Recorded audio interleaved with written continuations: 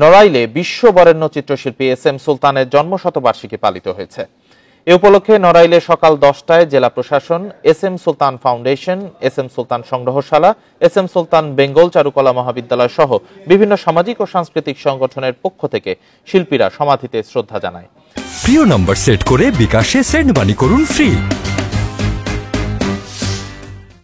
এ সময় অতিরিক্ত জেলা প্রশাসক আরাফাত হোসেন ও এস এম সুলতান সংগ্রহশালার কিউরেটর তদ্রা মুখার্জি উপস্থিত ছিলেন।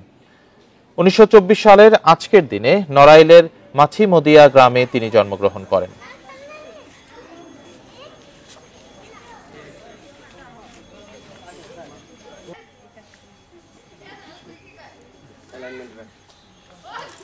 قلوبنا بعد إذا هديتنا صغيرا يا الله تمر وارحمنا معهم برحمتك يا أرحم الراحمين.